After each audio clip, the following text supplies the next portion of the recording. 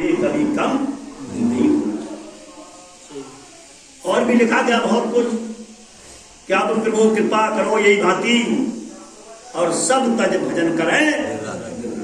हम ये विचार करते हैं कभी मन में, कभी लगाते इस विचार को, कभी ये कहा हमने गुरु महाराज से कि हे प्रभु कृपा करो यही भांति और सब तज भजन करें दिन राति। अगर शायद मैं समझता हूं कि आप विचार कर लोगे, 10 बार भी अगर इस बात को रख दोगे गुरु महाराज के समक्ष कि नाथ एक बार मांगो सब तज भजन करो दिन राति, तो कहीं ना कहीं आपकी पुकार 100% कामयाब होगी। ये सत्य का दरबार है, लेकिन हम इस पुकार को कभी हृदयंगम करके एकाग्रचित होकर गुरु महाराज से कभी कहते ही नहीं। हिसाब किताब जोड़ते कि कहीं ऐसा ना हो अगर हमने कह दें कि सब तरह भजन करो राती तो हमें बाबा बनने पड़ जाए। अरे बाबाओं का तो राज चल रहा है, योगी जी बाबा ही तो हैं और मोदी जी संत ही तो हैं जो संसार के अंदर पूरा राज चला रहे हैं। राज कोई पैसे से नहीं चलता, राज केवल चलता है मान और मर्यादा के हिसाब से। भगवान राम ने राज चलाया कि राम राज बैठे त्रिलोका और हर्षत बहे गए सब शोका। जब राम ने राज को किया तो संसार के अंदर कोई भी शोक किसी प्रकार का नहीं रहा। तो अभी रामराज की भी लहर चालू हो गई है और चलेगी, लेकिन जो लोग इस लहर में अपना साथ देंगे। भगवान राम ने जब सेतुबंध रामेश्वर पर पुल का निर्माण किया तो गिलहरी के बारे में सभी जानते होंगे, बार बार वो लौट रही थी और बार बार उसको छोड़ रही थी, उसमें अपना पानी में उगा रही थी। देखा किसी भक्त ने कहने लगा कि भैया ये क्या व्यवस्था है, तो उन्होंने कहा मैं भी मिट्टी डालने का काम कर रही हूँ। तो उन्होंने कहा तुम इसमें क्या कर पाऊंगी? तो उन्होंने कहा मैं कुछ कर पाऊं या ना कर पाऊं, लेकिन जब राम के भक्तों का नाम आएगा तो मेरा भी नाम उन भक्तों के साथ जुड़ेगा। तो बताइए, और भगवान ने गिलहरी को लिया फैलाया। तो कहने का मेरा भाव यह है कि इस रामराज जब उस समय था तो कोई भूत परे थोड़ी राज कर रहे थे, हम ही जैसे मानव तो थे उस समय भी। जब सतयुग था, त्रेता था, द्वापर था, तो आज कलयुग में भी राम राज सभी संत कह रहे हैं। महाराज जी ने हरिद्वार के अंदर कई बार इस बात को बताया है कि एक समय वो आएगा कि भारत विश्व का गुरु बनेगा, और ये काम हो रहा है। लेकिन बनेगा कैसे? हमारे और आपके सभी के सहयोग से। और हमें कितना सहयोग करना है? कोई पैसे टके का सहयोग थोड़ी लिया जा रहा है हमसे, केवल अपनी बुद्धि का सही इस्तेमाल करना है। तभी तो कहे सन कि तजोरे माने हरिब मुखाने को संग, तजोरे माने हरिबे मुखाने को संग। क्यों? कि इनके संग को बुद्धि उपजाए पड़े भजन में भंग, इनके संग को बुद्धि उपजाए पड़े भजन में भंग।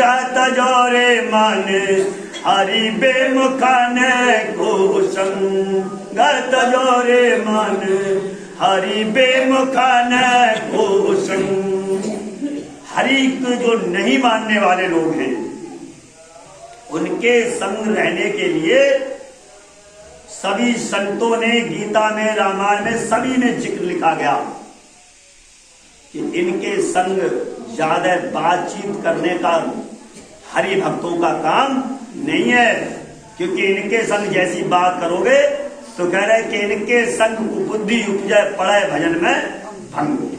अपनी बात तुमको प्रेस बना देंगे, अपना कहने जे है वो दुनिया भर की बात कह के अपनी बात का इम्प्रेस बैठा देंगे। क्यों बैठा देंगे? क्योंकि वो काल के एजेंट हैं, और काल के जब एजेंट हैं तो काल कोई छोटी मोटी चीज नहीं है। दयाल का सबसे ज्येष्ठ पुत्र है और उसका संसार में राज चल रहा है, तो उससे निकलना कोई आसान काम नहीं है। तो गुरु महाराज जी की महिमा को समझना हम लोगों के बस की काम नहीं है। हम लोग नहीं समझ पाते कि किसने जानी तेरी माया, किसने भेद तुम्हारा पाया, हारे ऋषि मुनि धर ध्यान, बना मन मंदिर आलिशान। अगर ये समझ लेते राज को, तो भगवान राम को राज तिलक होने जा रहा था और सुबह को पूरे महल के अंदर सन्नाटा मचा कि वनवास हो रहा है।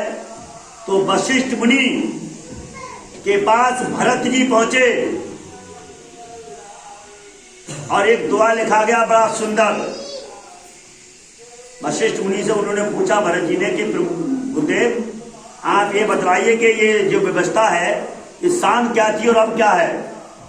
तो लिखा गया कि सुनो भरत भाभी प्रबल और बिलख कहे मुनिनाथ, और हान लाभ जीवन मरण तू जस या जस विधि हाथ। कि मुझे कुछ नहीं पता इसके मामले में, ये हानि लाभ जीवन और मरण ये स्वयं विधाता ने, साक्षात जो पार ब्रह्म परमात्मा सदगुरु महाराज बैठे हुए हैं, इन्होंने अपने ही हाथ में रखी है। ये स्वयं इनकी अर्धांगिनी बनकर धराधाम पर जो पत्नी आती, पत्नी के स्वरूप में भगवान के साथ में माता सीता आई, कृष्ण मतलब राम के साथ, कृष्ण जी के साथ रुक्मणी, सत्यभामा और राधा जी पत्नी के रूप में नहीं थी, लेकिन उनका सार एक अलग तरीके से जाता है। तो भगवान शंकर की संग माता पार्वती जी आई, लेकिन इन्होंने भी किसी को कोई रहस्य नहीं बताया। ये सब अपने ही हृदय में समा करके रखा। तो गुरु महाराज जी भी है, हमारे महाराज जी है, उनकी पत्नी उनके साथ रहती हैं, लेकिन वो कभी भी कोई ज्यादा बात मतलब वो नहीं समझ पाती। अगर उनसे पूछते भी हम जैसे कोई भक्त के माता